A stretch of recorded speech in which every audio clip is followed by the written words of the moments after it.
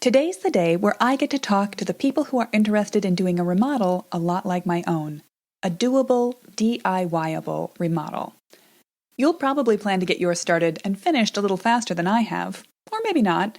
In any case, I challenge you to enjoy the home update process more than I have. I've been loving it, so that should be a real stretch. Hey there, welcome back to Mid-Mod Remodel. This is the show about updating MCM homes, helping you match a mid-century home to your modern life. I'm your host, Della Hansman, architect and mid-century ranch enthusiast. You're listening to Season 3, Episode 12. Man, this COVID season has been going on for a while, huh? I'm really excited about today's topic because I think this gets to one of the most unusual aspects of the little niche I've carved out for myself as a residential architect. I love to help people who are planning to take on a remodel just like mine, one they're undertaking primarily on their own. I've spoken before about dividing up the spectrum of intensity in home remodels into 3 levels, each of which has plenty of merit on its own. For those of you who might not have encountered this idea from me before, here's the short version. Level 1 is something you can easily DIY in an afternoon or a weekend. It often amounts to hunting down a cool product, purchasing it, and attaching it to your house. You don't need special tools or skills to get this done. Sometimes a level 1 update is something you do right away and plan to come back again to later. Like painting a kitchen wall a favorite color during move-in week, even when you plan to demo and totally redo it later. Level 2 is what I think of as a very involved DIY update, although it can also be farmed out to a competent handyman. You're not going to make dramatic, transformative changes to the whole house at once. You're likely not changing the overall layout or building a major addition. You may get pretty involved in specific areas. This is great for people who have or want power tool skills, and it's often broken down into multiple phases over seasons or years depending on your time and budget. Level 3 remodels are big changes. On a room scale, it would be a full gut remodel, or perhaps a brand new space, an addition. At a whole house scale, it might mean fully flipping the layout of the house, moving a kitchen from front to back or vice versa. It could involve an addition. It's certainly something you hire a crew of contractors to execute for you rather than take on yourself. I've talked about these levels on the podcast before several times, and on my blog with examples applying them to how you might approach updating an MCM front door, or overhauling your living room. I'll link to those in the show notes. Within the Ready to Remodel course, which I offer to aspiring home remodel planners like yourself, I like to use the 3-level model for each of the parts of the mid-century home that I discuss. So I talk about those levels in detail as I get into everything from how to plan your entry, to your kitchen and bathroom, to a back deck or patio. Check out Season 1, Episode 6 on scaling and phasing your remodel plans, and Season 3, Episode 6 on basement updates for more about these 3 levels if you're interested. By the way, I'll be talking more in detail about each of the 3 levels of remodeling, how a Level 2 might be just the ticket to fit your remodeling aspirations in the new normal of our post-COVID world, and generally, how to adapt all your home update plans for changing times this Sunday and Monday in a free masterclass. How to remodel right now. Retrofit your priorities for the new normal. At the end of the masterclass, you'll know why now really is the time to tackle your home update, even if you don't feel quite ready or know quite where to start yet. How the time you spend with your family during COVID stay-home time has already shown you exactly what your remodeling priorities should be, and where to look in your home for the extra space that you can turn into much-needed elbow room, so you can plan a renovation that fits your budget as well as your life. Sound interesting? Sign up for your spot at midmod-midwest.com/new normal, or find a link in today's show notes. Those notes, with the links I reference and a handy summary of everything I'm about to say to you, are on my website at midmod-midwest.com/312. There's a reason I chose a specific focus on this type of remodeling for a slot towards the end of this COVID-themed season of the Mid-Mod Remodel podcast. Back in the first days of the pandemic, when the first stay-home orders came out, I started the podcast off again, sharing advice for how people could come up with fun and manageable DIY projects, tweaking their space as needed to fit the home they lived in to their suddenly changed lives. If you grabbed a copy of my Nooks download, you know that it was all about rearranging furniture, working with things you have around the house, and making do with minimal contact from the outside world. That's still a great way to spend your time. But let's be clear, we are looking at the long term of COVID now.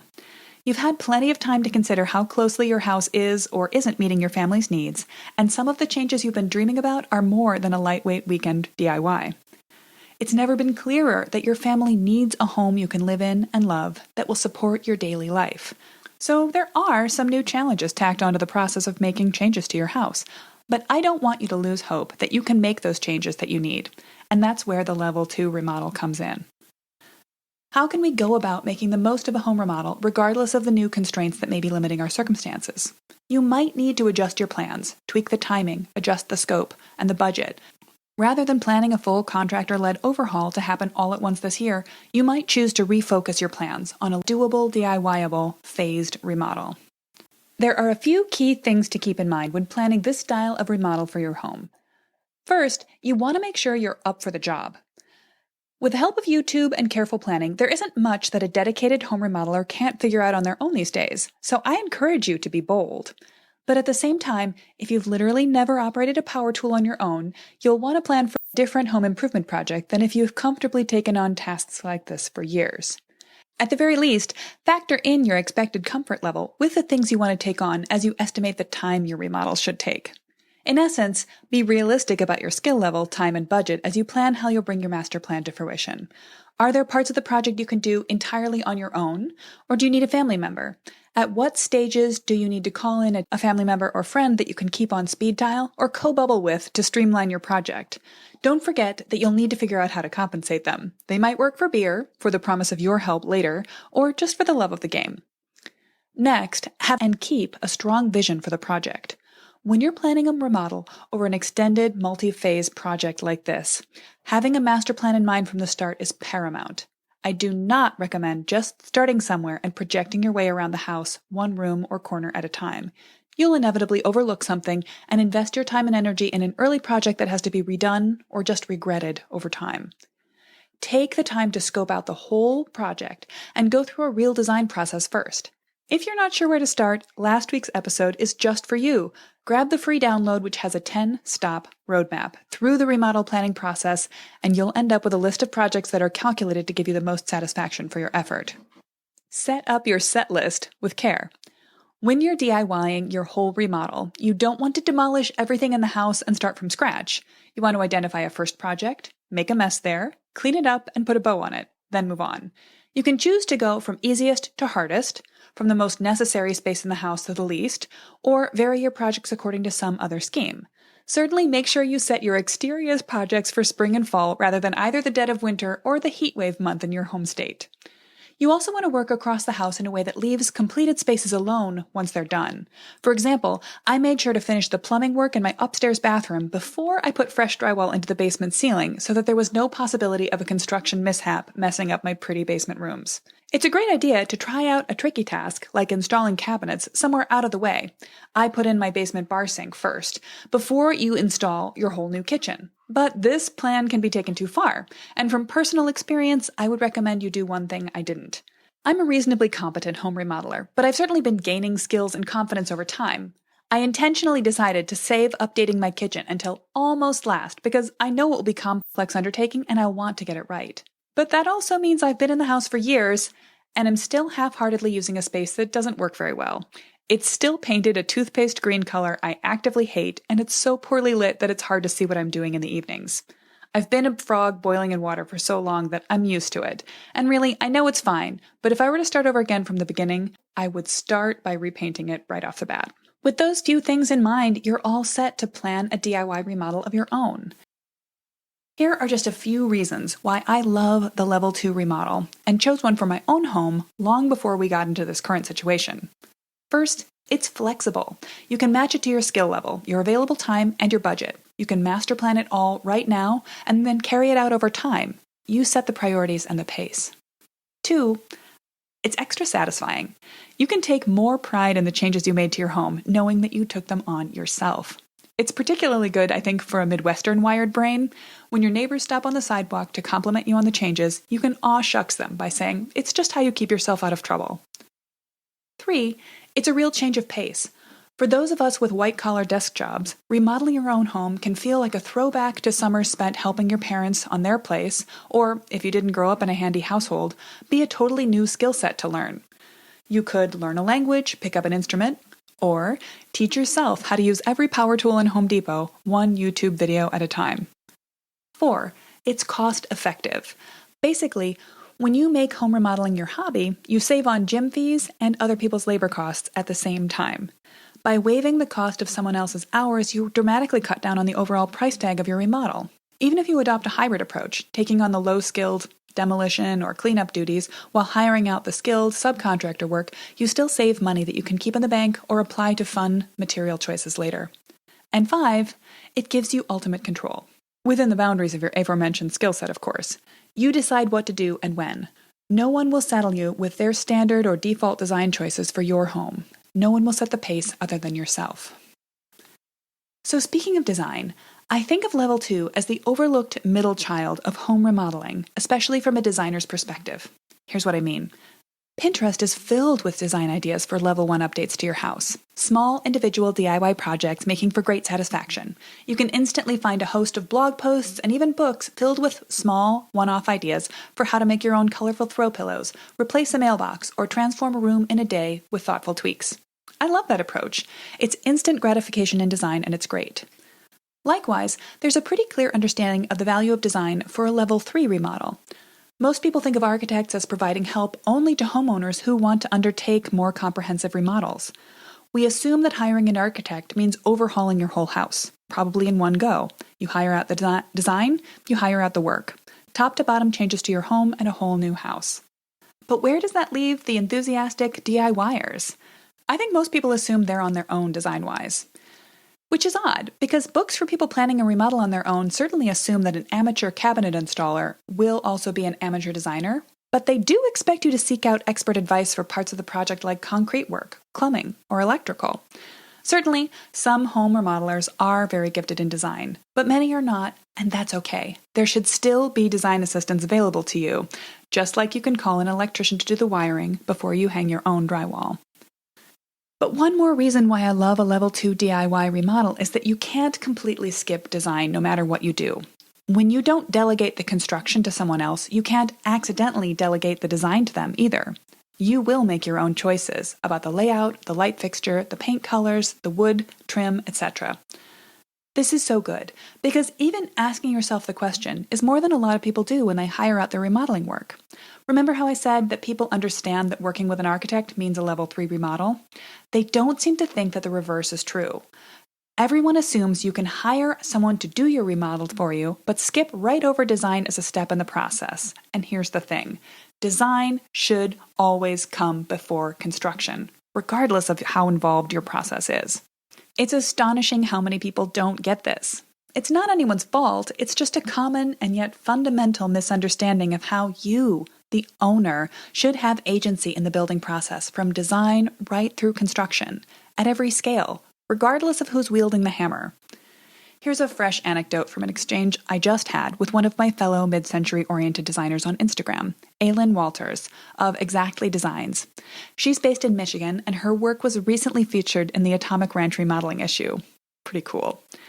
Anyway, earlier this week she posted on Instagram about a new project she's excited to take on. In the same post, she lamented the story of a family that came to her with their brand new contractor overhauled house. They asked her to show them how to add some life and color to the project after the fact. By the way, though, they had some concerns about the choices the contractor had made for them during remodeling. Here's how she put it. They remarked that they weren't crazy about the bathroom tile choices the builder had made, nor confident that they chose the best light fixtures, but they had a neutral background for me to make more interesting. Oh man, this family hired a contractor and basically let him design the house of his dreams for them. Or maybe just the house of his dream budget. Make no mistake, design took place. Choices were made. They were just made by a contractor who was probably selected on the basis of his skill as a handyman and a manager, and/or an amenable price, not because he had any designer's qualifications or any similarity in style and design preferences with the homeowners. It didn't even occur to them that things like the bathroom tile and the light fixtures are design decisions, which should have been made by them or someone they chose specifically as a designer, like Aylin, before construction, or in the worst case scenario, during construction, and that they weren't some inevitable fait accompli that they were required to accept based on their contractor's preference. The moral of this story isn't that the contractor was the bad guy, or even the wrong guy for the job, just that they skipped right over the part of remodeling their house that would have made it theirs from day one. This is something that can't happen with a Level 2 remodel, because at baseline, when you do it, you'll be making your own choices about what you want the finished house to look like. If that seems stressful, I and other designers are here to offer advice to you, just as we do for people who want to eventually hire contractors to do their level 3 style remodel. The slower pace, yes, a slow pace is inevitable in a DIY remodel, will also give you time to think about interesting design twists to add into your work as you go. There's no danger of coming to check out the job site one day and realizing that, oops, the contractor had already installed an ugly light fixture throughout the house, and it's too late or too expensive to take them back out. You'll plan them, you'll pick them, you'll install the first one, and probably second-guess yourself. Then you'll confirm with your friends and family that you're going in the right direction, and ultimately, you'll have all the light fixtures and tile you love in your new house. I find that as I've planned and executed my own remodel, I both adhere to the planned and advanced master plan I made several years ago and reevaluate my choices on the fly as I get into each sub-project of the house. I think of this as making the whole house better with each tweak. Working on my own remodel and working with other mid-century homeowners who've been seeking out my advice before planning their own level 2 remodels has been a complete joy to me. It feels like a dramatic departure from the design work I had done in my career up to this point. While I'm proud of each of the boutique projects I took on in the past, the whole idea behind Mid-Mod Midwest is to make design more accessible to garden variety mid-century homeowners like you and me. It's been so delightful to watch that happen. And it feels like a real validation of the work because it still goes on. I'm busier than ever helping homeowners plan for just this kind of project, even during the crazy times we're living through now. I'm glad you're along for the ride with me, friend. Speaking of the current moment and how it affects our home plans, I hope you'll join me for my upcoming free masterclass where we discuss in detail what's changed and what's the same in terms of the challenges for planning a remodel for your home. What do we make of this new normal as home remodel planners? I don't think we can yet predict all of the ways that our lives and houses will be affected by the fallout of COVID-19, but we know that they will. So it's up to us as home planners making changes for the better and for the long term to choose for our houses in ways that will meet this new normal head on. Sign up and save your seat for the free masterclass at midmod-midwest.com/new normal. Here's one more exciting thing. Next week, I'm going to be having my first ever podcast interview with George Smart, also known as Mr. Modernism. If you don't know his name, he's the founder of U.S. Modernist Organization and host of the U.S. Modernist Radio podcast. Dwell magazine called George the Lorax of modernist houses. We'll be chatting about the modernist home he lives in, his work documenting and boosting modernist design, and how he hosts the largest open digital archive for residential mid-century modernist architecture in the world. You should check it out. I'm so excited to share this interview with him next week on the Mid-Mod Remodel podcast. So, if you've been on track to take on a doable DIY remodel for your mid-century home in the near future, I hope I've managed to bolster your confidence and boost your energy level. If you're thinking bigger or smaller, carry right along. You're doing great work too, and I'll have more for everyone interested in every aspect of mid-mod design in the weeks to come. As always, you'll find links and show notes at midmod-midwest.com/312, where you can also sign yourself up to join the masterclass. They'll be starting Sunday. If you enjoyed this episode, I hope you'll help new listeners find the show by adding a rating and review. Don't forget to subscribe to the podcast to make sure you never miss an episode. All right, my fellow DIY remodelers, this one was for you. Everyone else, stay tuned for next week.